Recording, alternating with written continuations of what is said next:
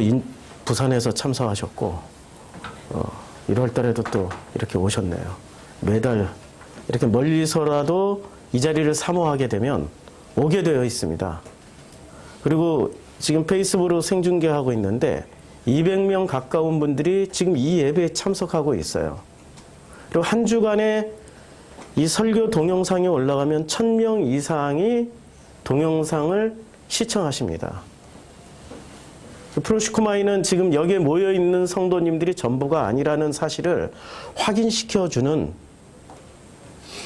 어쩌면은 눈에 보이는 건 작지만 실제 사이즈는 전 지구적인 그런 사이즈인 것을 감사하게 생각해야 될까요?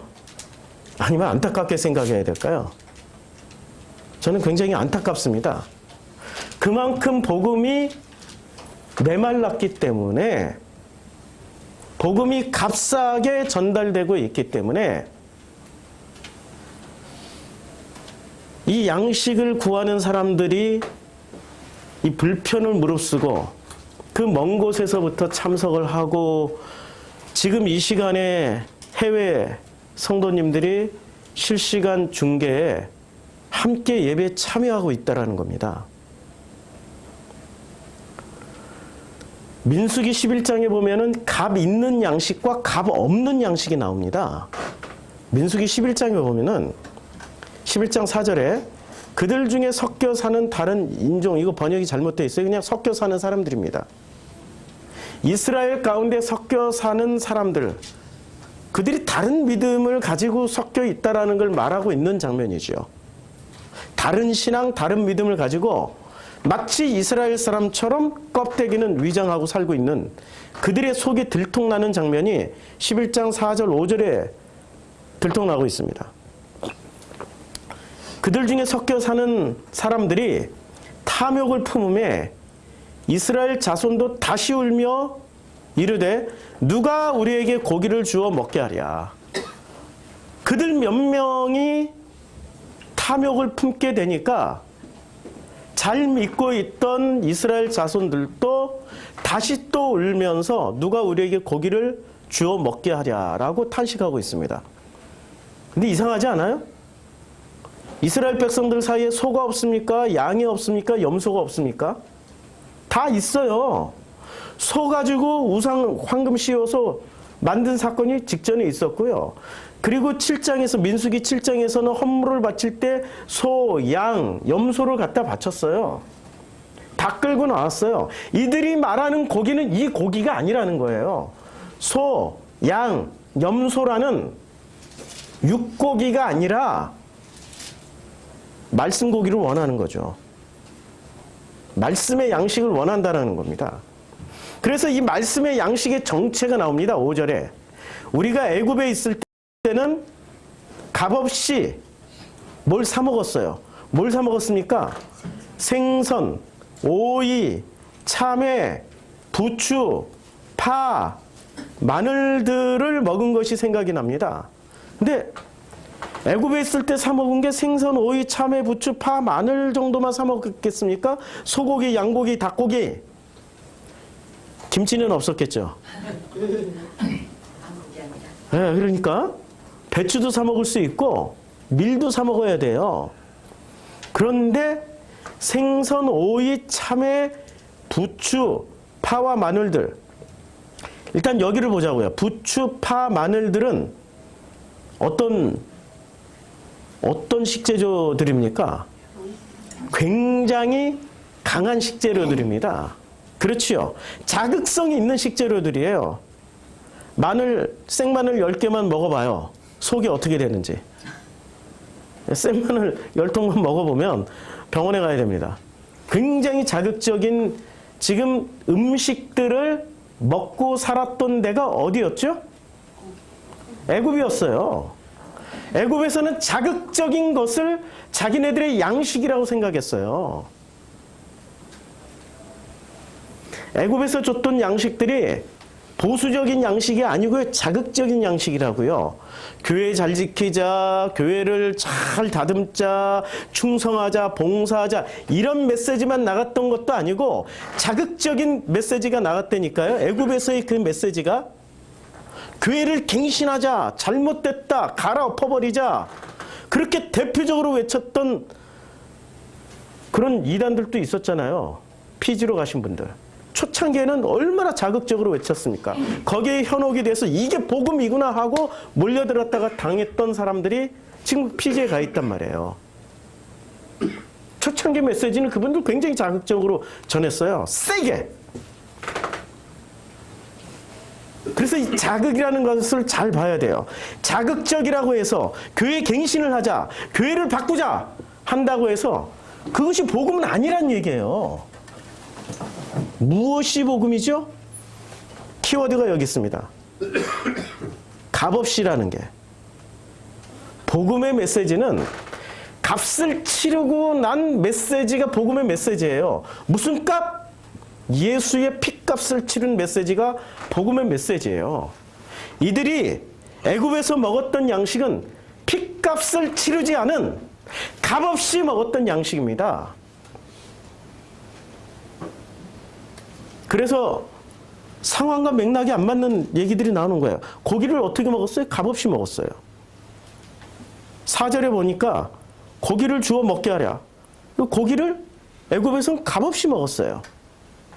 하나님께 제물로 바칠 때는 소나 양이나 이런 고기를 제물로 바칠 때는 반드시 의미는 어떤 의미를 가지고 바쳐야 되는 거죠?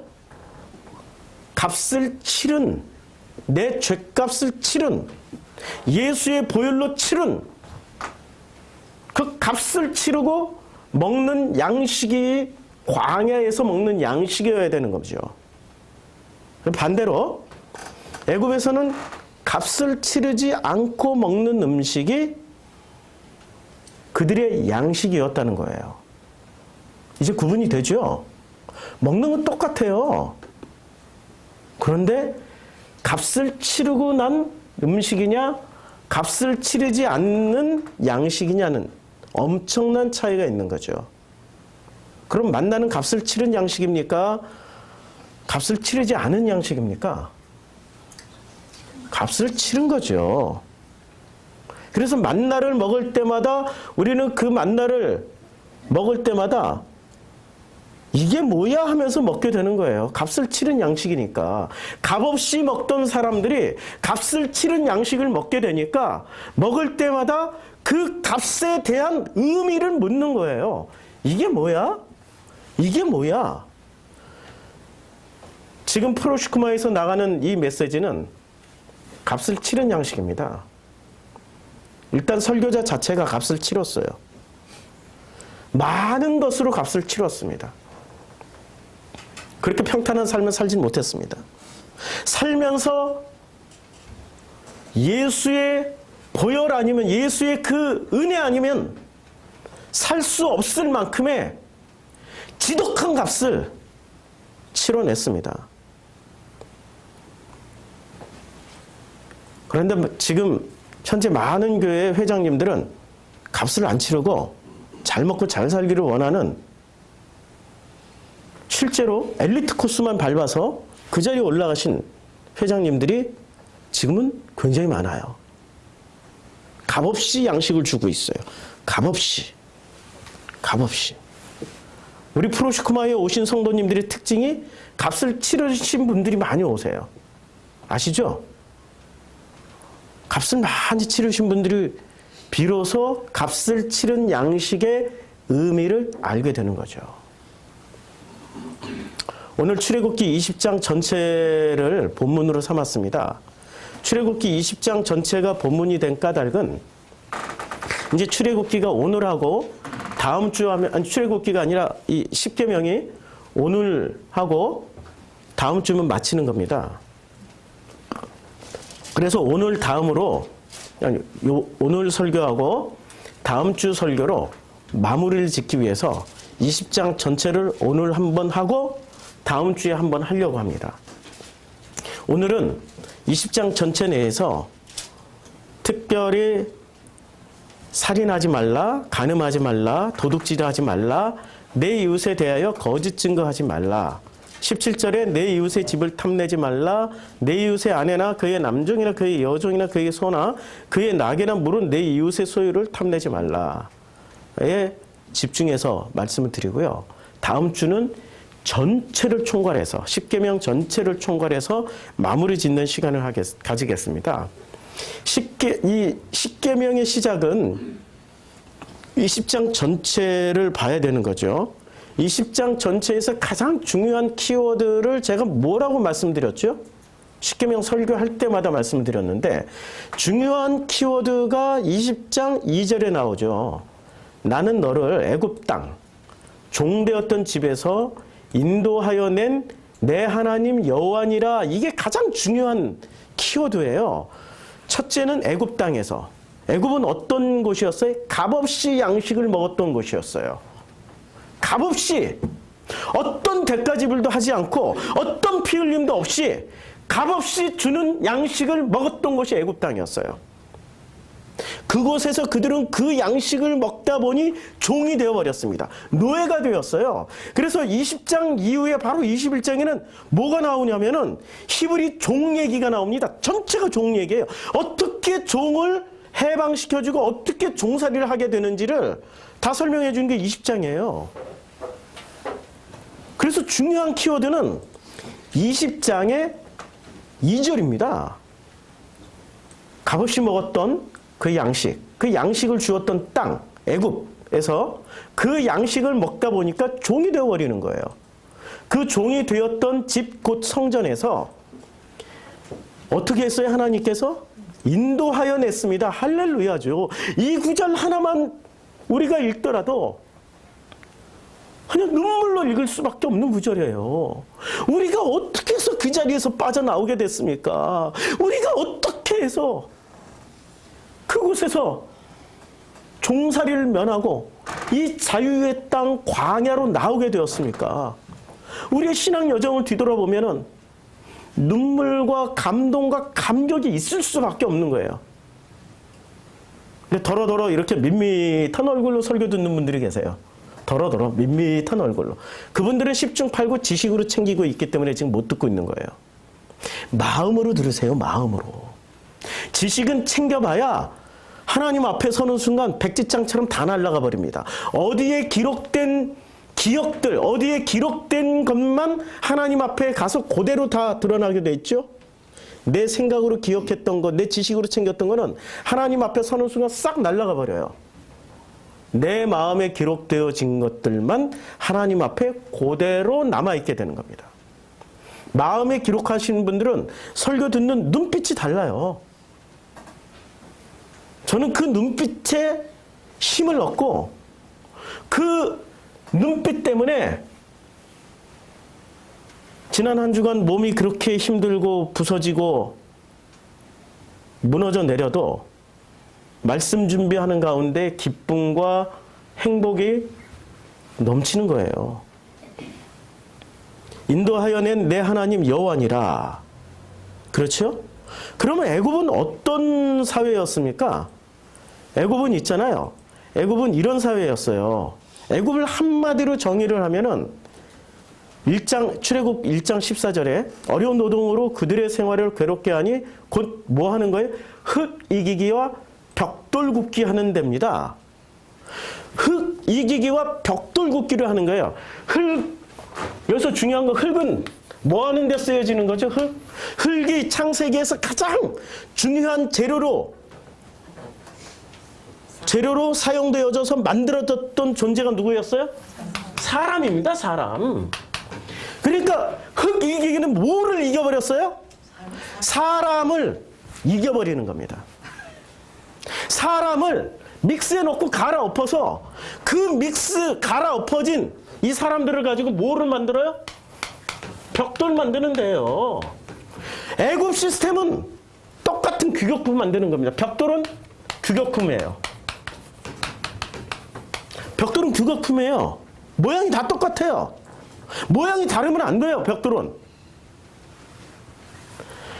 그 공장에 들어가면 애굽이라는 공장에 들어가면은 모든 사람들이 짓이겨져가지고 흙처럼 다져져가지고 뭐로 만들어져서 나와요? 벽돌. 이런 사회가 어디였어요? 이렇게 만들어내는 사회가 어디였습니까? 예, 애굽이라고 쓰지 말자고 그랬죠. 이집트. 이집트를 좀 더 발전하면 이집트를 히브리어로 말하면 미츠라임. 미츠라임에서 이렇게 만들었어요. 미츠라임에서. 미츠라임에서 사람들을 어떻게 만들었냐면 그 사람들을 획일화시켜버리는 겁니다. 우리가 그런데 다 다니다가 오셨잖아요. 아니 그런 공장들 다니다 오셨잖아요. 맞죠? 다 똑같은 얘기를 해요. 여기저기서 편집하고 베끼고 짜집게 해가지고 성경과 상관없는 똑같은 내용을 설교랍시고 하고 성경 공부라고 가르쳐주고 있어요. 자기 것을 말해야 된다니까요. 성령이 임재해서 그 설교자들은 성령이 임재해서 값을 치르고 그 값을 치른 자기가 먹어본 그 양식을 성도들에게 전해 줘야 되는 거죠. 값없이 주는 양식의 실체가 이거였어요. 그래서 20장은 어떻게 얘기하냐면 이걸 거꾸로 얘기를 합니다. 20장에 보면 자 20장 24절부터 4개 토단을 쌓고 뭐를 쌓아요? 흙을 가지고 이걸 그대로 뭐를 만듭니까? 이걸 가지고 그대로 토단으로 만들어요. 토단이라는 건 흙으로 단을 쌓으란 얘기예요. 그렇죠? 토단을 만들고 그 다음에 어떻게 합니까? 토단을 쌓고 그 위에 내 양과 소로 내 양과 그러니까 고기가 있었어요? 없었어요? 있었다니까? 내 양과 소로 내 번제와 화목제를 드리라. 이것이 무슨 값을 치르란 얘기예요. 값을 치러라. 그리고 내가 내 이름을 기념하는 누구의 이름이에요? 여호와가 엘로힘의 이름을 기념하게 하는 모든 곳에서 내게 임하여 뭐를 줘요? 복을 주리라. 제일 이것만 했는데도 복을 줘요. 토단을 쌓는 대로. 그럼 어떻게 하겠다는 얘기예요? 여기서는 흙을 이겨서 사람을, 흙이 사람이란 말이에요. 이 사람을 이겨서 벽돌을 만드는데 여기서는 토단을 쌓고 나서 뭐를 만들겠다는 거예요? 아무것도 안 만들어. 아무것도 안 만든다니까요? 토단을 쌓는다라는 그 토단을 어떻게 하나님은 토단이라는 게 뭐 하는 거예요? 이렇게 토단을 쌓고 자, 토단을 쌓아요. 여기다 뭐를 해요?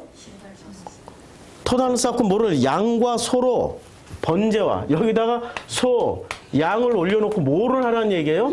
번제. 번제는 어떻게 드리는 거? 완전히 퇴어서 없애버리는 죄예요. 그 다음에 화목제. 화목제는 무슨 죄예요? 하나님과의 관계를 회복해서 그 관계에 들어가는 제사예요. 번제와 화목제는 어디서 이루어져요? 토단. 토단은 누가 만드는 거예요? 우리들 사람이 토단이 되는 거예요. 지금 애굽하고 거꾸로 해. 짓이겨 놨던 것을 회복시켜 준다는 얘기예요. 흙을 짓이겼는데 이걸 회복시켜 주신다는 말씀이에요. 무엇을 통해서? 값을 치르는 것을 통해서. 값을 치르는 것을 통해서 예수가 어떤 목적으로 왔습니까? 번제 제물로 오셨고 화목 제물로 오셨단 말이에요. 지금은 소나 양을 잡을 수 없잖아요. 그러면 누구를 통해서 해줘요? 이 토단? 나라는 토단 위에 예수라는 번제 제물, 화목 제물을 통하여서 아버지와의 관계를 회복시켜 주시겠다. 이게 값 있는 양식이에요. 애굽에서는 값 없는 양식 먹었다니까요. 25절 중요한 얘기입니다. 내가 내게 이제 돌로 제단을 쌓거든. 토단을 쌓았어요. 토단이 나오고 지금 돌제단이 나옵니다. 2개가 나와요. 토단은 우리를 회복시켜줘요. 그 다음에 여기서는 벽돌을 만들었죠. 벽돌을 만드는데 여기는 어떤 걸 만드냐면은 이제 십계명을 주신 목적이 여기서 나오는 거예요. 십계명을 주신 목적이 25절에 돌로 제단을 쌓거든 어떤 돌로 쌓아요? 다듬은 돌로 쌓지 말라. 그러니까 다듬지 않은 돌로 쌓으라는 거예요. 다듬지 않은 돌로 쌓으라는 말씀입니다. 굉장히 중요한 얘기예요. 그래서 이 말씀을 오늘은 좀 찾아가면서 보자고요. 다듬지 않은 돌로 쌓아라 이렇게 말씀하고 있습니다. 다듬지 않은 그러니까 다듬은 돌로 쌓지 말 것이며 라고 했어요. 근데 이 다듬은 돌로 이게 바로 여기 써놨습니다. 다듬은 돌은 가지트예요. 다듬은 돌은 가지트예요. 그 다음에 벽돌은 레베나예요. 그러면 다듬은 돌로 쌓는다면 어떤 일이 벌어질까? 이것을 한번 찾아보자고요. 이사야 9장 9절을 찾아보면 이런 말씀이 있습니다. 이사야 9장 9절에 아주 중요한 말씀이 나오는데 모든 백성이 이사야 9장 9절 이사야 9장 10절 벽돌이 무너졌으나 이게 이사야 9장 10절 맞죠? 벽돌이 무너졌으나 우리는 다듬은 돌로 쌓고 뽕나무들이 찍혔으나 지금 벽돌은 어떻게 돼요? 무너져요. 이사야의 말씀에 의하면 벽돌은 반드시 무너지게 되어 있습니다. 무엇이 무너져요? 벽돌. 그럼 벽돌이 무너진다는 것은 뭐가 무너져요? 미츠라임, 이집트, 애굽이 무너진다는 얘기예요. 그럼 이건 뭘 말하는 거예요? 미츠라임을 말하는 거예요? 아니면은 회장님 시스템을 말하는 거예요? 회장님 시스템, 종교 시스템이 무너진다는 거예요. 하나님 반드시 무너뜨리세요. 그렇죠? 그런데 우리는 어떻게 한다고 그래요? 이스라엘 백성들은 다듬은 돌로 쌓고 이제 우리는 다듬은 돌로 쌓고 뽕나무들이 다 찍혀져요. 다듬은 돌은 다 찍혀져. 이사야 9장, 아가서 3장 9절 말씀 한번 보시겠어요? 아가서 3장 9절에 보면은 이런 말씀이 있습니다.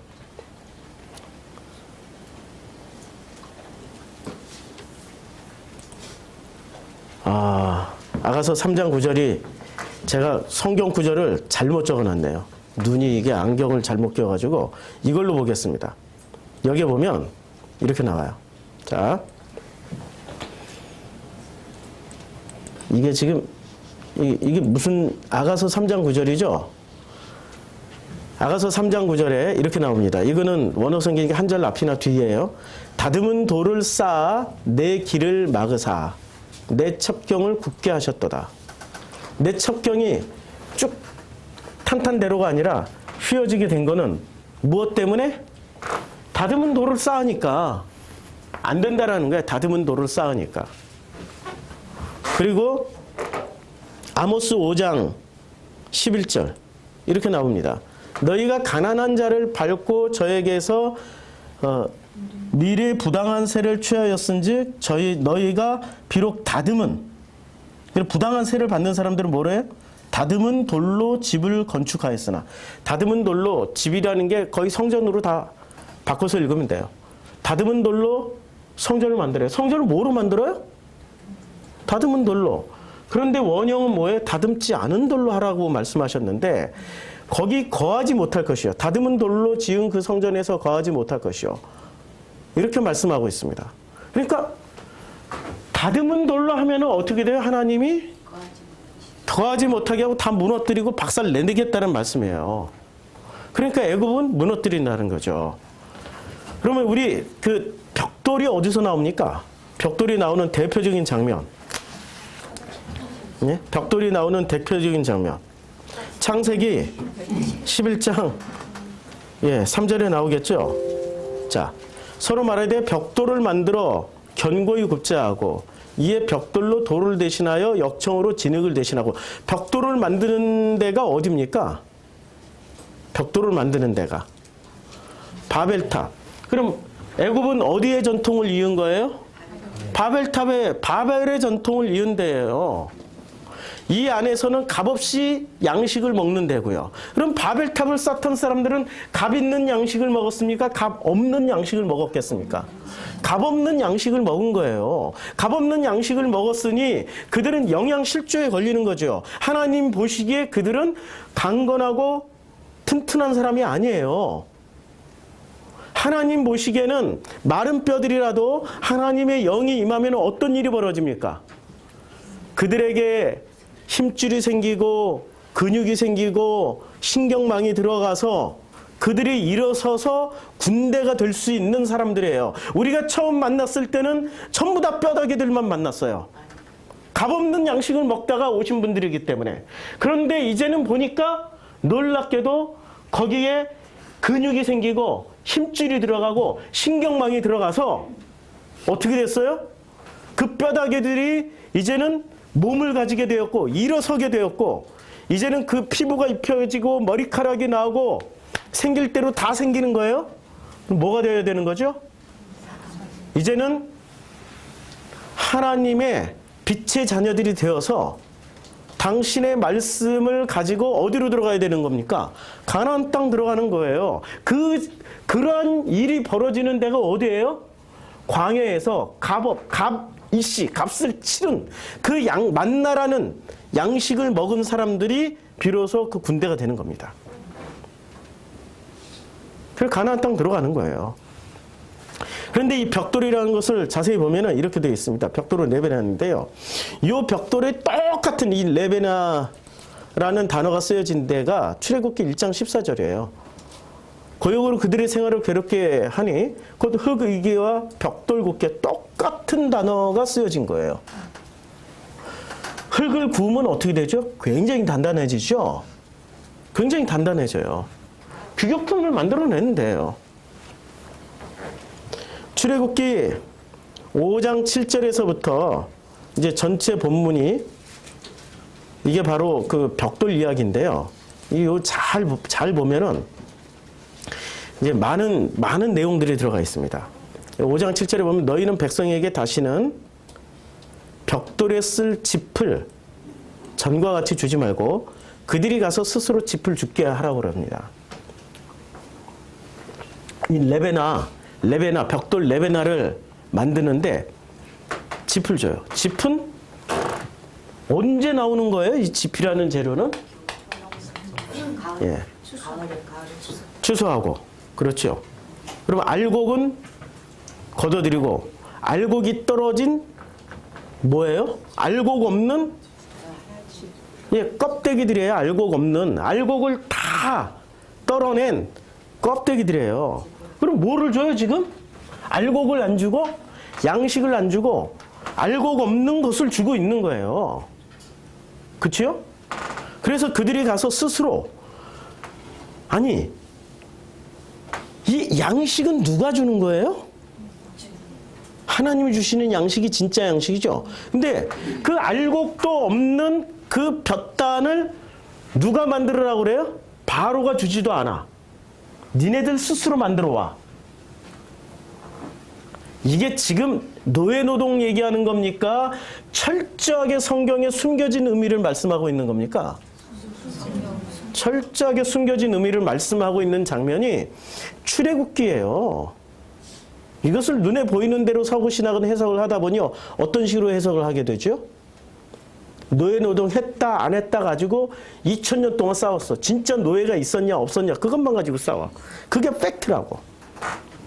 팩트는 여기에 있어요. 그래서 그들이 전에 만든 벽돌 수요대로 그들에게 만들게 하고 감하지 말라. 그들이 게으름으로 소리질러 이르기를 우리가 가서 우리 하나님께 제사를 드리자 하나니. 그러니까 하나님께 제사를 드리자 한다라는 것은 왜 제사를 드리자고 얘기해요? 우리가 하나님을 만나고 싶어요 라고 얘기하는 사람들은 어떤 사람이라고 판단을 내렸어요? 미즈라임 시스템이 게으른 사람들이라고 한 거예요. 그럼 교회에서 게으른 사람들이 어떤 일을 합니까? 부지런한 사람들은 어떤 일을 해요? 부지런한 사람들일수록 누구에게 충성해요? 예, 바로에게 충성하시죠. 게으른 사람들은 바로에게 충성을 안 한다니까요? 누구한테 충성하려고 그래요? 이게 아닌데 하면서 진짜 하나님을 만나려고 한단 말이에요. 그것을 허용하면 안 돼. 그래서 어떻게 해요? 계속 돌리고 드리고 바치고 섬기고 드리고 바치고 섬기는 것을 계속 돌리고 그리고 드리고 바치고 섬기는 것을 또 하나 더 추가해. 거기다 목사에게 드리고 바치고 섬기고를 더 추가해. 계속 돌리고 그러다 보니까 어떻게 됩니까? 그 사람들이 9절에 그 사람들이 노동을 무겁게 함으로 수고롭게 하여 그들로 거짓말을 듣지 않게 하라. 그러니까 복음을 뭐라고 얘기해요 이 사람들은? 그렇죠. 거짓말을 듣지 못하게 하라. 이거 모세의 음성을 듣지 못하게 하는 거예요. 모세의 음성을.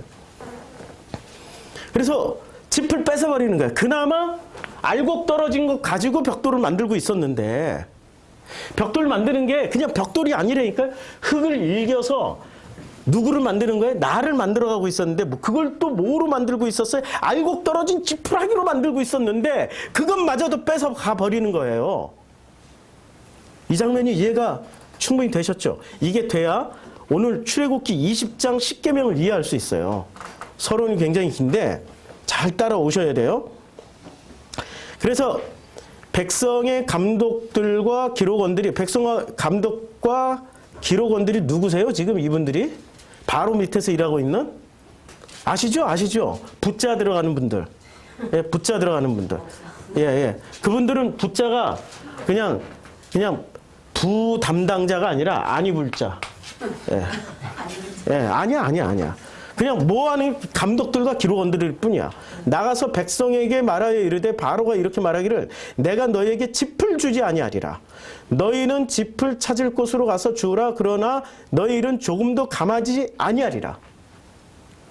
식량까지 또 스스로 찾아다녀야 돼. 백성이 애굽 온 땅에 흩어져 곡초 그루터기를 거두어다가 짚을 대신해요. 곡초의 그루터기 이들이 거두는 건 알곡을 못 거둔다니까. 뭐를 거둬요? 그루터기 지푸라기 진짜 다 남들이 먹고 버린 그 쓰레기들을 주워다가 그걸로 뭐를 만들고 있었어요? 벽돌이 누구였어요? 자기 자신들이었어요. 자기를 만들고 있는 거예요. 이 벽돌이 나라는 얘기예요. 나. 여기서도 나라는 얘기고 토단을 쌓으라 그러면 나를 쌓으라는 얘기예요. 그렇죠? 감독들이 그들을 독촉하여 이르되 너희는 짚이 있을 때와 같이 그날의 일을 그날에 마치라. 열심히 하라는 얘기예요. 열심히 하다 보니까 어떤 일이 벌어집니까? 자, 바로가 이르되 너희가 게으르다. 그러므로 너희가 이르기를 우리가 가서 여호와께 제사를 드리자 하는도다. 그러니까 여호와께 제사를 드리러 가는 사람들은 바로가 철저하게 뭐라고 얘기를 해요? 게으르다, 거짓말한다. 게으르다, 거짓말 듣는다. 교회에서 성경 공부 이렇게 정말 복음의 열정에 불타가지고 하나님 말씀을 제대로 알려고 성경 공부하면 뭐라고 얘기를 해요? 게으르다, 거짓말을 듣는다라고 하죠. 똑같은 시스템에 지금 이미 밑지람 시스템에 들어왔다는 얘기예요. 이미 18절 이제 가서 일하라. 짚은 너희에게 주지 않을지라도 벽돌은 너희 수량대로 바칠지니라. 벽돌은 반드시 수량대로 사람을 찍어내서 바치란 얘기예요. 이 명령을 누구한테 내요? 아니불자들한테 내. 회장님이 아니불자들한테 내면 아니불자들은 열심히 감독관이 되고 기록원들이 되어서 열심히 통제해서 만들어내고 있어요. 기록하는 일을 맡은 이스라엘 자손들이 너희가 매일 만드는 벽돌을 조금도 감하지 못하리라 함을 듣고 화가 몸에 미친 줄 알고 그들이 바로를 떠나 나올 때 모세와 아론이 길에 서 있는 것을 보고 어떻게 돼요? 그들에게 이르되 너희가 우리를 바로의 눈과 그의 신하의 눈에 미운 것이 되게 하고 그들의 손에 칼을 주어 우리를 죽이게 하는도다. 여호와는 너희를 살피시고 판단하시기를 원하노라. 그러니까 아니불자들이 거꾸로 어떻게 됩니까? 이 바로에게서 서서히 이탈하게 되는 거예요.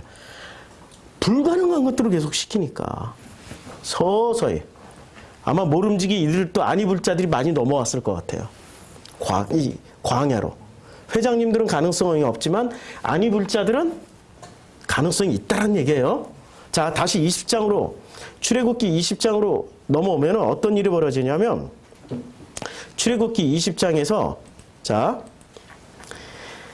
4개 토단을 쌓고 이제 이것을 자 4개 토단을 쌓고 그 위에 내 양과 소로 번제 화목제를 드리라.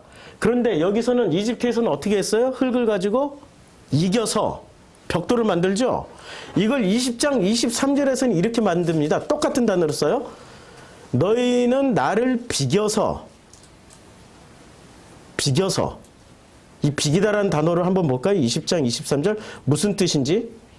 예, 비겨서라는 게 무슨 뜻일까요? 도대체 20장 23절 이게 번역을 참 희한하게 해놔가지고, 자, 너희는 비교서라고 해놨어요. 이 비교서라는 단어가, 접속사네요, 그냥. 예, 접속사로 썼기 때문에 아무 의미가 없어요. 뭐, 비교서 만들었다. 아무 의미가 없이 그냥 접속사로 무엇과 함께, 곁에. 그러니까 이 얘기를 좀 더 위드미, 영어 성경 위드미라고 번역을 해놨어요. at라는 단어는 그냥 접속사일 뿐이에요. 그러니까 이것을 번역자에 따라서 번역이 가능해져 버린다는 얘기예요. 자, 그러면 너희는 나를 비교서 은이나 신상이나 금으로, 은으로나 금으로나 너희를 위하여 신상을 만들지 말라라고 말씀하셨어요. 그러니까 여기서의 특징이 뭐예요? 이집트에서는 사람을 비벼서 뭐를 했어요? 벽돌을 만들었고, 이집트에서는 하나님도 비벼서 뭐로 만들어요? 금이나 은으로 만들어서 그것을 하나님이라고 찍어내고 있단 말이에요. 여긴 대량 공장이라고요, 공장. 하나님을 찍어내던 습관이 어디서 나와요? 광야 나오자마자 만들어지잖아요. 하나님을 찍어내잖아요. 뭐를 비겨서? 금이나 은을 비겨서 만들어내고 있단 말이에요. 그러니까 벽돌처럼 하나님도 찍어내고 사람도 찍어내는데, 사람과 하나님을 찍어낼 수 있는 분은 누구밖에 없어요? 하나님밖에 없어야 되는 거죠. 근데 누가 그 일을 하고 있어요? 미츠라임에 있었던 그 사람들이 그 일을 하고 있다고요. 무엇에 도전하고 있는 거예요? 창조주의 권위에 도전하고 있다고요. 창조주의 자리를 대신하고 있다고요, 이 사람들이. 너무나도 놀랍게 창조주의 자리를 대신하면서 이들이 하나님처럼 행세를 해요. 하나님처럼 행세하는 사람들의 특징이 뭐예요? 선악과를 따먹은 사람들이죠. 선악과를 따먹고 나니까 하나님처럼 돼버리는 겁니다. 그러면 이 다듬지 않은 돌로 만들어야 되는데, 이사야 65장 3절을 한번 볼까요? 이사야 65장 3절. 이사야 65장 3절에 가면은 이런 얘기가 있습니다. 자, 곧 동산에 제사하며 벽돌 위에서 분향하며 내 앞에서 항상 내 노를 일으키는 백성들이 누구였어요? 네? 이 사람들이 이스라엘 사람들이었어요. 근데 어디서 분향을 한다고 그래요? 벽돌이에요? 실제로는 돌이에요. 돌인데 다듬은 돌이에요. 다듬은 돌을 뭐로 봤어요? 다듬은 돌도 규격품이란 말이에요. 전부 다 벽돌로 봐버렸어요, 하나님은.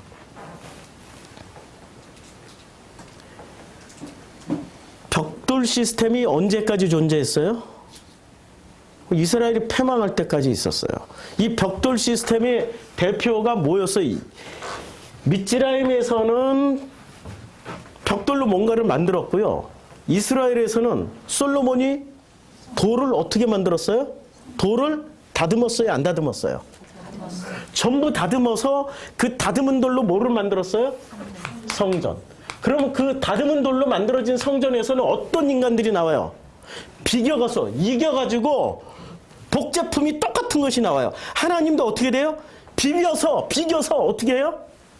복제품을 만들어내는 그 시스템이 뭐였어요? 성전. 그래서 솔로몬 성전은 무너져야 돼요? 멀쩡해야 돼요? 무너져요.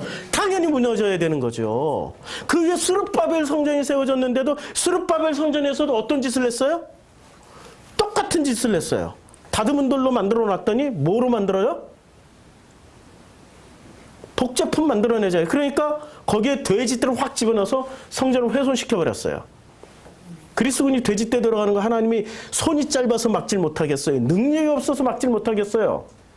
손이 짧아서 바벨론 군대가 들어오는 것을 막질 못하겠어요? 바벨론 군대가 돌 하나도 도리에 남기지 않고 박살내는 걸 그걸 못 막겠어요? 그렇죠? 그러면 신약 성경에 보면 신약 성경에 문제가 다 풀립니다. 신약 성경에 마태복음 24장 2절에 똑같은 장면이 나옵니다. 예수님이 말씀하셔서 예언을 했어요. 마태복음 24장 2절에 대답하여 이르시되 너희가 이 모든 것을 보지 못하느냐. 이 모든 것이 뭐였어요? 벽돌 시스템 안에서 이루어진 이 모든 것을 보지 못하였느냐. 왜 이 말씀을 하실 때 보세요. 1절에 성전 건물들을 가리켜 가리키면서 하신 말씀이니까 무슨 시스템에 이 벽돌 시스템을 다 보고도 알지 못하느냐? 24장 2절에 내가 진실로 너희에게 이르노니 돌 하나도 돌 위에 남지 않고 다 무너뜨려지리라. 이때 신약 성경에서는, 구약 성경에서는 히브리어로 레베나지만 신약 성경에서는 이 돌이 리도스입니다. 돌이 리도스예요. 그럼 이 리도스는 어떻게 해야 돼요? 돌 하나도 돌 위에 남지 않고 다 무너져야 되는 거예요. 그래서 마태복음 4장 3절에 이런 얘기가 나옵니다. 4장 3절에 보면 왜 하필 돌이 떡덩이가 되게 하라고 그랬을까? 4장 3절에 시험하는 자가 예수께 나와서 이르되 내가 만일 하나님의 아들이거든 명하 이 돌들, 요게 리도스입니다. 요 돌들이 벽돌, 그러니까 돌 하나도 돌 위에 남기지 않고 다 무너뜨리라 했던 것들이 이 돌들이에요. 이 돌들로 떡덩이가 되게 하라는 얘기는 무슨 얘기예요?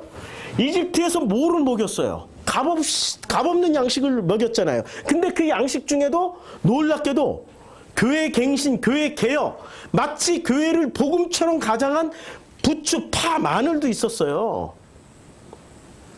그렇죠? 구분하라는 얘기예요. 그러니까 이집트에서 먹었던 양식은 값없이 값 치르지 않고 사 먹는 양식이었어요. 그냥 값을 치르지 않고 거저받는 양식이었는데 그 양식의 정체는 뭐였어요? 돌이었다니까. 돌. 그래서 신약 성경에 와서 돌이 떡덩이가 되게, 그래서 뭐를 먹여야 돼요? 돌이 떡이 되면 이 사람들은 떡을 먹지만 뭐를 먹는 거예요? 리도스를 먹는 거야. 근데 그 리도스는 어떤 양식? 이렇게 다듬은 돌이란 말이에요. 지금 우리가 생각하기에는 그냥 길에 있는 광야니까 길에 있는 요 돌덩어리 하나 주워가지고 요 돌이 떡덩이가 되게 하라는 게 아니고, 마귀가 말을 할 때는 철저하게 이 돌, 아유 너무 흥분했네. 이해를 하시겠죠? 제가 왜 이렇게 흥분을 하는지. 이 돌을 떡으로 바꿔서 먹게 해 라고 했는데 예수가 그걸 거부한 거예요. 사람이 떡으로만 살 것이 아니요, 전혀 동문서답하잖아요. 사람이 떡으로만 살 것이 아니요 하나님의 입으로부터 나오는 모든 말씀으로 살 것이라고 대답을 했어요. 그러면 이 떡은 규격품, 그 다듬은 돌을 떡이 되면 이것은 값을 치른 거예요, 안 치른 거예요? 하나님 입에서 나오는 말씀 값을 치렀어요, 안 치렀어요? 치렀죠. 무엇으로 값을 치렀어요? 당신의 생명으로 값을 치렀단 말이에요. 우리는 그래서 생명의 양식을 먹게 되는 거예요. 생명의 양식이 생명으로 값을 치르기 때문에 그 생명을 먹게 되면 생명의 양식이 되는 거예요. 오늘 생명의 양식으로 받고 계십니까? 아니면 지식으로 받고 계십니까? 지식을 다 내려놓으세요. 오늘 설교 1시간 들었다고, 1시간 반 들었다고, 1시간 반을 처음부터 끝까지 기억하려고 하지 마시고, 오늘 설교 중에 한마디라도 내 가슴을 팍 치고 들어와서 내 마음에 확 자리를 잡으면은 그 말씀 하나 가지고 일주일 살아가는 거예요. 그게 생명의 양식이 된단 말이에요. 전체를 알려고 하는 그런 사람들은 특별히 레위 지파로 들어온 사람들만 공부하시면 돼. 그 사람들은 지식도 겸비를 해야 되기 때문에 레위 지파로 들어오신 분들은 처음부터 끝까지 죽도록 공부하게 만들 거예요. 앞으로 레위 지파가 만들어지면 제가 걸어왔던 길을 그대로 도제식으로 다 전해줄 겁니다. 값을 치르게 만들게 할 겁니다. 값을 치러야 돼요. 그분이 값을 치르면 나도 그 값을 치르고 먹어야 되는 거예요. 거저 먹는 게 아니란 말이에요. 근데 그 값을 치르는 사람들은 누구만 치르면 돼요? 민수기를 그렇게 제가 강의를 하고 아침마다 했던 걸 보내드려요. 누가 값을 치러요? 13지파 중에. 민수기엔 13지파가 나와요. 그렇죠? 12지파 플러스 레위가 나와요. 누가 값을 치러요? 레위가 값을 치르는 거예요. 레위는 값을 치러야 되는 거예요. 엘리트 코스만 밟아가지고는 생명의 양식을 먹일 수가 없어요. 선지자들 중에 누가 엘리트 코스를 밟았냐고요. 이사야 빼고. 그래도 그의 말년들은 그 말씀을 받고 나서부터 그렇게 여유롭고 넉넉하게 살았습니까? 예레미야를 보세요. 예레미야 왕족이었어요. 야자 들어가면 다 왕족이에요. 이사야, 예레미야. 어떻게 그가 그렇게 편안하게 살 수 있었겠습니까? 비참하게 살게 됐죠. 그래서 이 돌이 떡이 되게 하라는 말씀을 이제 아셨죠? 자, 마태복음 7장 9절로 넘어갑니다. 마태복음 7장 9절에는 자, 구하는 이마다 받을 것이요, 찾는 이는 찾아낼 것이요, 두드리는 이에게는 열릴 것이다 했는데, 이게 무엇에 해당되는 말씀이냐면, 구하라 그러야 하면 너에게 주실 것이요, 찾으라 그리하면 찾아낼 것이요, 문을 두드리라 그리하면 너에게 열릴 것이니, 이 구절을 애굽에서는 어떻게 써먹었어요? 간절히 구해. 성공할 거야. 합격할 거야.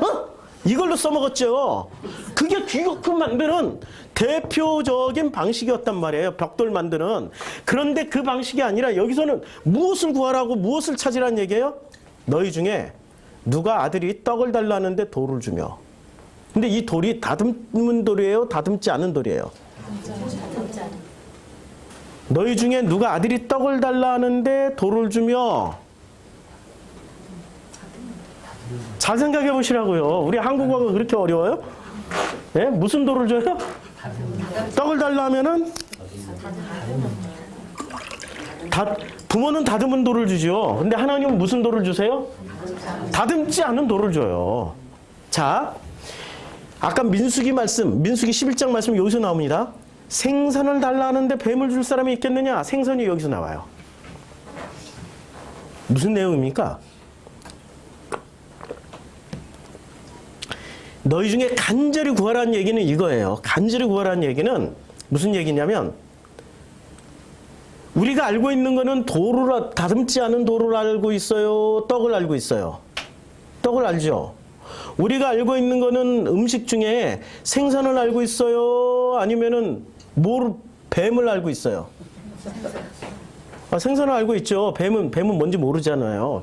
뱀을 양식으로 먹는 사람들은 저 특전사나 훈련받을 때 먹는 거지, 우리 일반인들은 못 먹는다고요. 이게 그런 얘기가 아니고 무슨 얘기예요? 우리는 이제까지 예수 만나기 전엔 전부 어디서 살았단 얘기예요? 예, 공장 시스템이 미츠라임에서 살았어요. 여기 오시기 전까지는 전부 어디서 살았어요? 공장 출신이세요, 공장. 기분 나쁘시겠지만, 예, 공장 출신들이세요. 그게 지겨워가지고, 그게 먹기 싫어서, 아버지! 나에게 진짜 양식을 좀 주세요. 나에게 진짜 양식을 주세요. 하고 구하는 장면이 7장 7절부터 10절까지예요. 그래서 여기까지 왔어요. 근데 여기까지 왔어도 어떤 습관이 있어요? 애굽에 그 공장 시스템이 길들여진 시스템이 있어가지고, 그때는 값없이 먹었는데 왜 여기선 값을 치르고 먹어야 돼? 기분 나빠. 안 나올래. 우리 교회 뭐라도 좀 하려면 기분 나빠. 안 나올래. 이래버린다. 뭐라고 조금이라도 하려면 왜 값을 치러야 돼? 여기서 치르는 게 여기 교회에서 치르는 게 낫지, 개인사적으로 한번 치러 보실래요? 그 값을 개인사적으로 치러 보시겠냐고요. 겁나죠? 그냥 교회에서 치르시라고요. 그냥 교회에서 공동체가 감당할 때는 해결할 수 있다고요. 함께 합력해서 치러 나갈 수 있다고요. 혼자는 엄청 어려워져요. 그래서 여기서 돌과 떡이 무슨 얘기인지 알겠죠? 예, 떡은 애굽 양식, 돌은 두 가지가 있어요. 돌을, 근데 나쁜 부모는 뭐를 줘요? 떡을 달라 했더니 뭐를 줘요? 나쁜 부모는 벽돌 주고 다듬은 돌 주고, 좋은 부모는 뭐를 줘요? 다듬지 않은 돌을 줘요. 이 숨은 뜻이 이렇게 복잡하니 이 간단한 구절도 사람들이 어떻게 해석을 합니까? 자, 21장 42절, 마태복음 21장 42절로 넘어가면 이런 말씀이 나옵니다. 42절에 예수께서 이르시되 너희가 성경에 건축자들이 버린 돌이 모퉁이의 머릿돌이 건축자는 어떤 돌을 버려버려요? 쓸모없다고? 아니, 어떤 돌을 버려버리냐고요. 다듬지 않은 돌을 버려버리고 다듬은 돌로 모퉁이 돌을 삼아버린단 말이에요. 이제 이게 출애굽기 20장을 보니까 해결이 되는 거죠. 그러니까 버린 돌은 어떤 돌이에요? 지금 버림 당한 돌은? 아니, 다듬지 않은 돌. 예, 다듬지 않은 돌이 머릿돌이 됐어요. 할렐루야. 이게 누구로 말미암아 된 거예요? 주로 말미암아, 아버지로 말미암아 된 것이요. 이런 것을 우리 눈에는 기이하도다. 너무 기이한 거야. 어떻게? 아니, 어떻게 다듬은 돌로 모퉁이 돌을 삼지 않고 머릿돌을 삼지 않고 왜 다듬지 않은 돌로 삼지? 라고 이 시스템에 들어가 있는 사람들은 다 기이하게 여기는 거예요. 27장 60절. 예, 지금 마태복음만 가지고 얘기합니다. 27장 20절 보면은 27장 그 60절입니다. 되게 많이 넘어갑니다. 60절. 바위 속에 판 자기 새 무덤에 넣어두고 큰 돌을 굴려 무덤 문에 놓고 가니 큰 돌은 다듬은 돌일까요? 안 다듬은 돌일까요? 다듬은 돌, 안 다듬은 돌을 굴릴 수 있어요? 안 다듬은 돌을 굴릴 수 있냐고요? 다듬은 돌이에요? 안 다듬은 돌이에요? 다듬은 돌이에요. 바위 속에, 자, 보세요. 여기 힌트가 벌써 다 나왔잖아요. 성경을 읽을 때는 이런 거 하나하나 세심하게 읽으시라고요. 바위 속에 어떻게 했어요? 무덤을? 팠죠? 다듬었죠? 돌도 다듬어서 출입구 만들었죠? 다듬은 무덤 속에 들어가 있는 예수는 그 다듬은 무덤을 영원한 안식처라고 생각하고 그 속에서 영원히 썩어가고 있을까요? 당연히 거기서 나와야 되는 거죠. 그렇죠? 이렇게 생각하니까 부활이 되게 쉽죠. 부활은 어디서 나오는 거예요? 예? 부활은 다듬은 돌에서 나오는 게 부활의 무덤일지라도. 그래서 큰 지진이 나며, 자, 큰 지진이 나요. 주의 천사가 하늘로부터 내려와 어떻게 해요? 돌을 굴려내고 그 위에 앉아요. 그 돌을 누가 굴려버려요? 다듬은 돌은 천사가 굴려버려. 부활은 뭐죠? 부활은 여기서 벗어나는 거예요. 우리가, 아니 이게 꼭 죽어서 부활하는 게 아니라 이 공장 시스템에서 벗어나는 게 살아있을 때의 부활을 본, 너희가 죽지 않고 부활을 볼 자가 있어요, 없어요? 아니, 죽지 않고 부활을 볼 자가 있어요, 없어요? 있어요. 부활을 체험해야 되죠? 부활을 체험하고 계시나요, 지금? 이 공장에서 벗어나는 체험을 하고 계십니까? 다듬은 돌에서 벗어나야 되는 거예요. 그게 무덤에서 나오는 거예요. 다듬은 데 규격품이 되어서 살지 말고 각자의 하나님이 주신 그 마음, 그 형상대로 깨어나서 살아가는 거예요. 그렇죠? 저는 애니어그램 몇 번인 것 같아요? 공부하신 분. 저는 애니어그램 7번. 제 아내는 애니어그램 8번. 애니어그램 8번과 7번이 같이 살면 누가 이기게요? 8번이 이기죠. 8번은 강력한 지도자라고 표시되어 있지만 좀 약하면 뭐가 돼요? 독재자. 좀 더 나가면은 히틀러 같은 사이코패스 독재자. 7번은 자유로운 영혼. 독재자는 어떻게 자유로운 영혼을 놔둘 수가 없죠. 계속 붙잡아야 되죠. 계속 붙잡고 두드러 패서라도 뭐를 만들어야 돼요? 규격품 만들어야 되는 거죠. 그러면 누가 죽을 맛이에요? 제가 죽을 맛이 되는 거죠. 근데 이것을 비난할 수 있을까요? 자기 형상대로 살아가는데? 그럼 어떻게 조화롭게 살아갈 수 있는지를 배우는 게 복음이에요. 그 과정에 있는 게 저희들의 삶이고요. 그런데 이 독재자가 강하게 되면, 아주 건강하게 되면은 그런 강력한 독재자가 아니고요. 아주 좋은, 그야말로 전체를 아우르고 다독이는 어머니와 같은 지도자가 돼요. 그걸 누가 만들어요? 7번이 만드는 거예요. 7번은 감정이 풍부하거든. 그래서 하나님이 꼭 요렇게 붙여놔. 희한하게 요렇게 붙여놔. 그러니까 우리는 우리 삶 속에서도 다듬은 것과 다듬지 않은 것이 계속 공존하고 있다는 거 아시죠? 그래서 결혼 생활에 어찌하다가 이런 것을 만나게 해서 후회가 막심하나이다. 물려주세요. 하지 말고 깊이 있게 하나님한테 물어보라고 그랬죠. 그래서 어떻게 기도하라고요? 주여 이러이러한데 팩트를 말씀드리고 제가 어찌하면 좋겠습니까? 라고 끝까지 아버지께 물어보라고 그랬잖아요. 제가 어찌하면 좋겠습니까? 그때 무엇이 들어와요? 값을 치른 그 양식이 들어오는 거예요. 그 양식을 먹을 때 값을 치러야 되죠. 어떻게 치러야 돼요? 자기의 삶 속에서 치러내야 되는 거예요. 자기의 삶 속에서.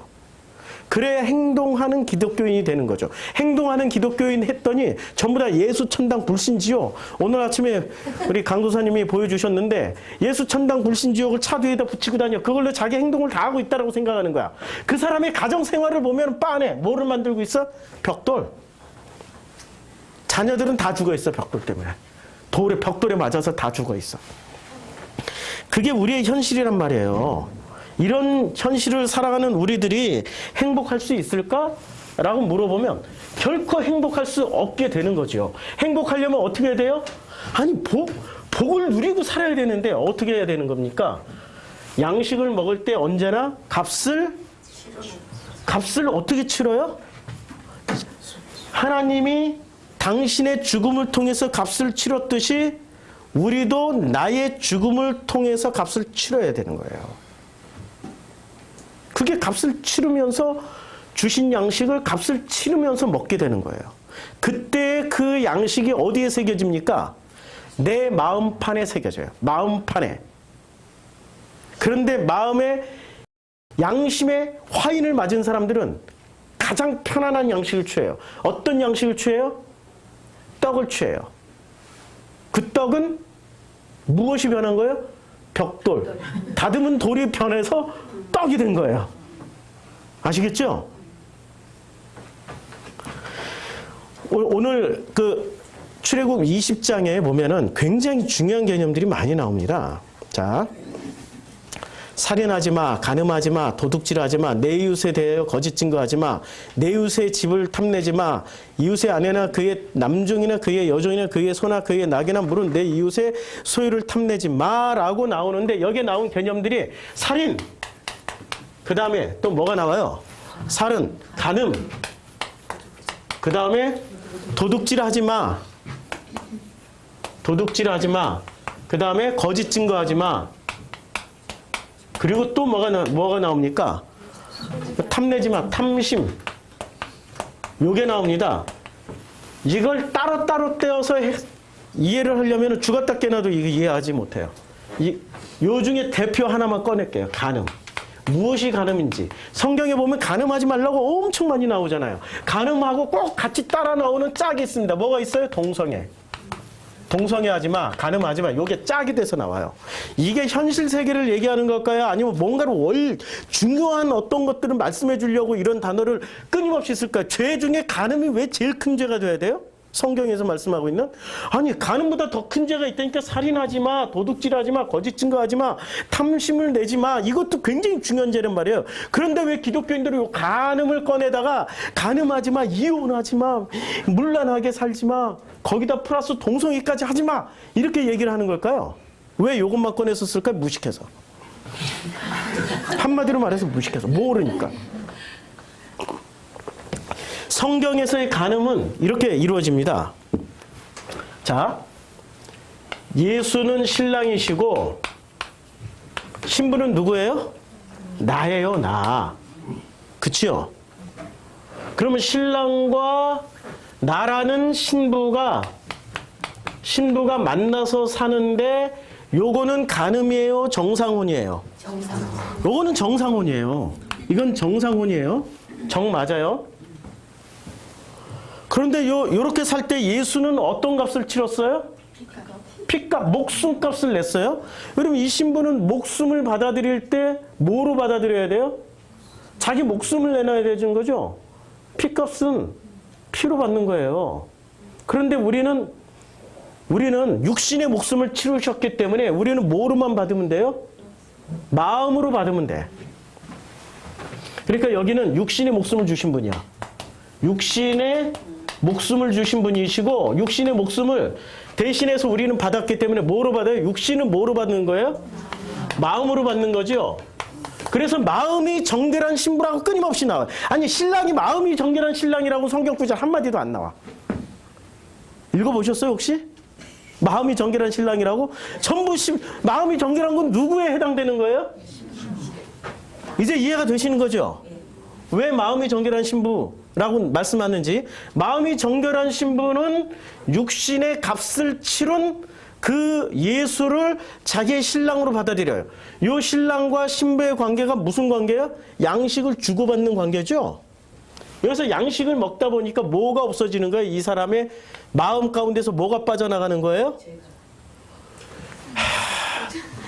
이럴 때 학교 선생님은 분필을 확 던져버려요. 다시 물어볼게. 여기는 죄가 뭔지를 아무도 몰라요 지금. 그렇죠? 십계명 말할 때 이걸 전부 죄라고 말을 하고 말씀했어요? 아니라니까요? 어떤 걸 말씀해 주시. 뭐가 빠져나가는 거예요? 마음에서 뭐가 빠져나가요?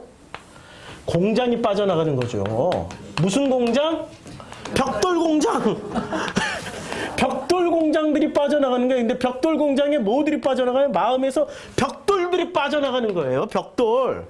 규격품을 만들었잖아요. 내 자녀는 이렇게 너는 하루에 몇 시간 공부하고 하루에 언제 밥 먹어야 되고 언제 일어나려고 어떻게 자고 어떻게 살고 전부 우리 자녀를 뭐로 만들었어요? 벽돌로.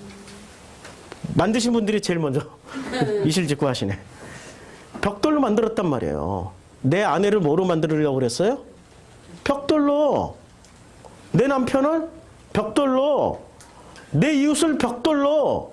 나도 벽돌로 만들어 놓고 그 벽돌이 된 나는 벽돌 스스로가 정을 들고 다니면서 모서리 난 다듬지 않은 돌로 된 그들을 다 쪼아버려. 다 쪼아버려. 뭐로 만들어요? 다듬은 돌을 다 만들고 다니는 벽돌 공장 사장님들이 돼 있어요. 뭐를 빼내야 돼요? 제일 먼저 벽돌을 빼내야죠. 벽돌을. 그 벽돌이라는 게 굉장히 광범위한 의미를 가지고 있어요. 이렇게 얘기하면 또 기계적으로 해석하니까 제가 말씀을 못 드리겠는데 그냥 벽돌, 규격품을 빼내야 되는 거예요. 그렇죠? 그걸 다 빼내다 보면 어떻게 됩니까? 나는 정결한 신부가 되는 거예요. 비로소 벽돌이 빠져야 정결한 신부가 되는 거예요. 그런데 이 짝퉁이 있습니다. 이스라엘을 보면 가나안 땅에 짝퉁이 있어요. 예수 신랑을 요 하나님이라는 아버지, 하나님 아버지 예수 신랑이라는 짝퉁이 나와요. 언제나 진품이 있으면 짝퉁이 나오는 겁니다. 요 짝퉁 이름이 뭔지 아세요? 예? 짝퉁 이름이 바알입니다. 바알이 무슨 뜻인 줄 아세요? 나의 남편이에요. 나의 남편 혹은 나의 주. 나의 남편이나 나의 주예요. 그럼 요 신부가 정결하게 되는 이 벽돌을 빼내고 정결하게 되는 요 신부가 바알하고 관계를 가지면 요게 다 지금 관계 얘기예요. 관계. 무슨 관계? 인간관계, 하나님과의 관계 얘기예요. 부부생활. 그런데 간음은 뭐를 하는 게 간음이에요? 관계를 잘못 가지면 간음이 된다니까요. 요렇게 관계를 가지면 요거는 뭐가 돼요? 정상혼이에요? 간음이에요? 요게 간음이에요. 요게.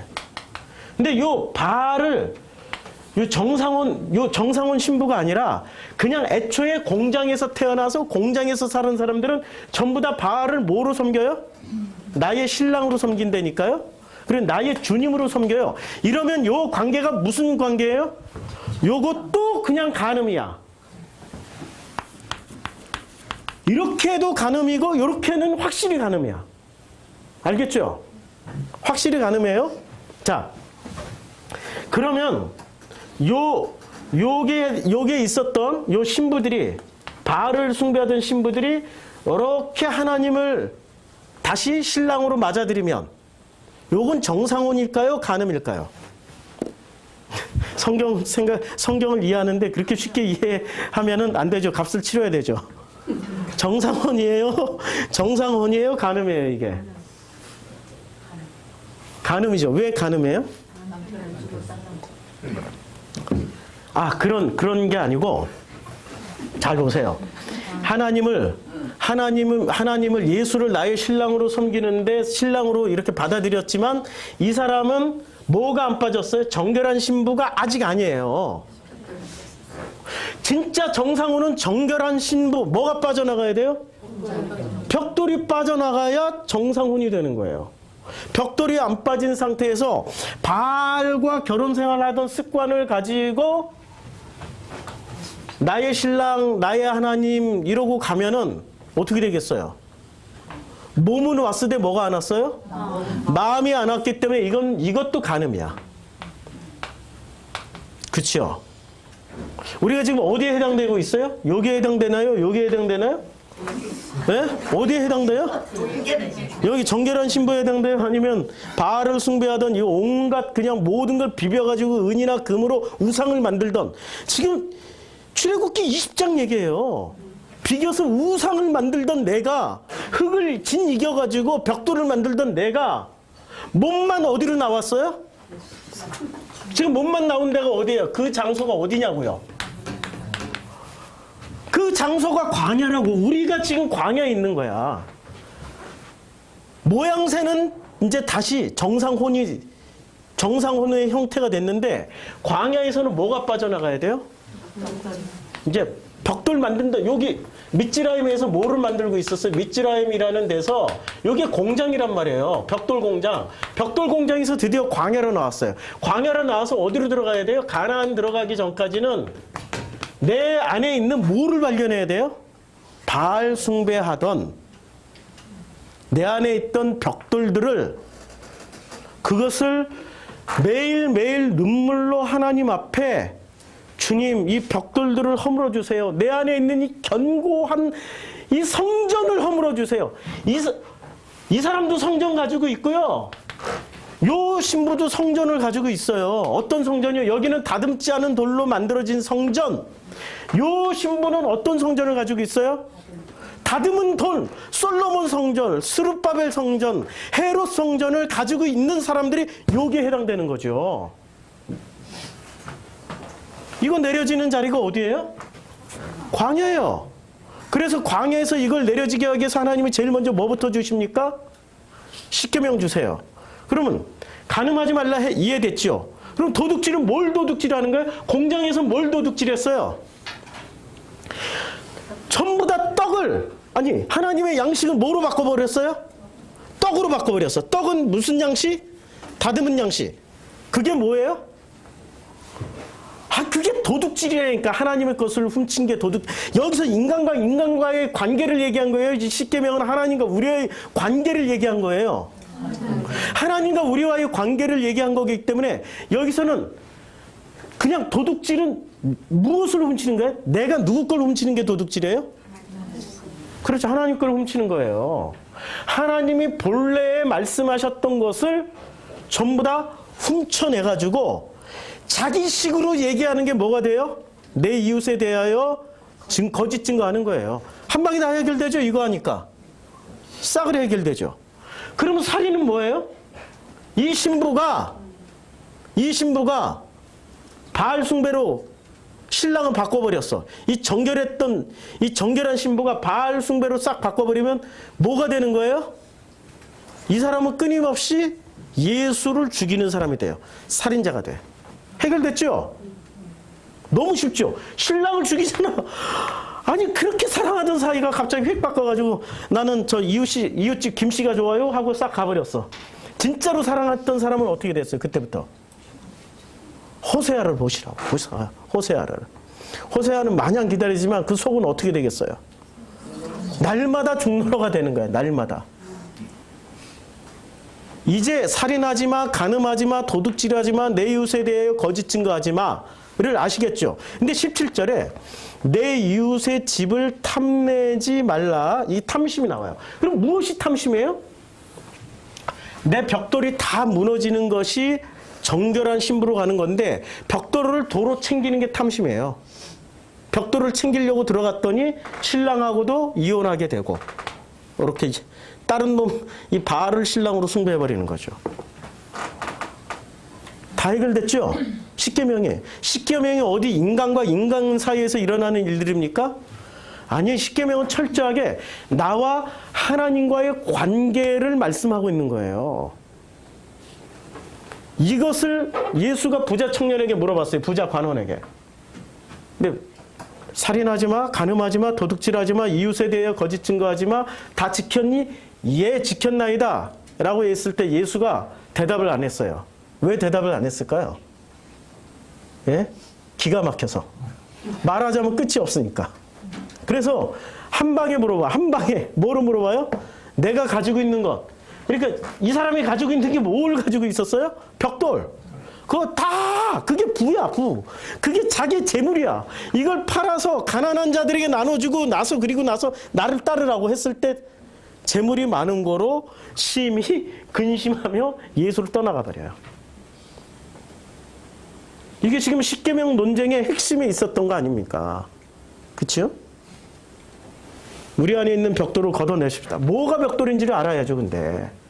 뭐가 벽돌인지를 알아야지. 내가 누군지를 알아야 벽돌이 어떤 벽돌을 가지고 있는지를 알지. 나는 빨간 벽돌인지, 아니면 시멘트 벽돌인지, 아니면 나는 돌벽돌을 가지고 있는지. 돌벽돌이 좋을까요? 그냥 막 만든 시멘트로 막 비벼 이긴 벽돌이 더 좋을까요?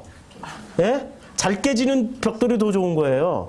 그냥 튼튼한 돌로 대리석으로 만든 벽돌, 그런 돌 안 좋아요. 잘 깨지는 돌이 좋은 거예요. 지금 이 돌은 튼튼한 돌을 가지고 있는 분들은 예수를 만나도 근심하며 예수를 떠나가요. 그렇게 되게 돼 있단 말이에요. 그게 부자 관원에게 보여주는 거예요. 자, 20장 25절 다시 한번 읽어볼게요. 내가 내게 돌로 제단을 쌓거든 절대로, 이 절대로라는 붙여야 돼요. 다듬은 돌로 쌓지 말라. 절대 다듬은 돌로 쌓지 마라. 내가 만약에 정으로 그것을 쪼면 부정하게 함이라. 회개하십시오. 우리 자녀들 정으로 쪼고 있었지 않았습니까? 규격품 만들려고 내 남편, 내 아내를 정으로 쪼고 있지 않았습니까? 회개하시라고요. 내려놓으세요. 그럼 우리가 정으로 안 쪼면 어떻게 해요? 답답해서 제가 세상도 못 살아가고. 그러니까 하나님 앞에 무릎 꿇고 간절하게 구하시라고. 그냥 구하시면 된다고. 왜 안 구해? 그래서 기도하러 나오세요. 아침 기도에.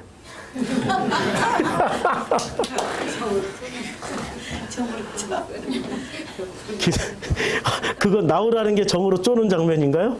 아, 또 그렇게 적용이 되네. 없애야 됩니다. 참 재미나게 적용을 잘하세요.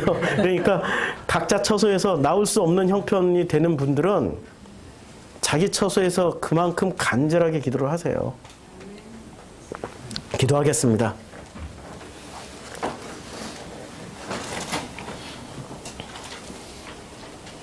아버지,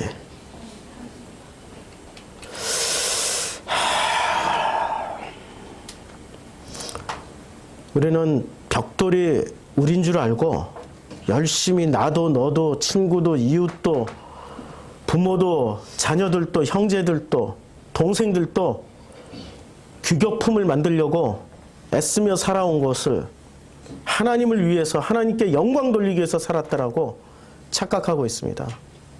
아닙니다. 우리를 만드는 건 사람이 아니라 하나님이 우리를 만들어 가십니다.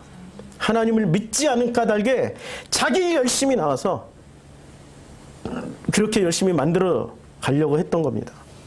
내려놓게 해주시고 이제 아버지의 열심이 우리를 어떻게 섬기는지를 체험할 수 있도록 나의 열심 내려지고 아버지의 열심이 우리 안에 충만해지는 것을 볼 수 있도록 축복하여 주시옵소서. 이 모든 말씀을 허락해 주신 주님께 감사드리며 예수님의 이름으로 기도드렸습니다. 아멘.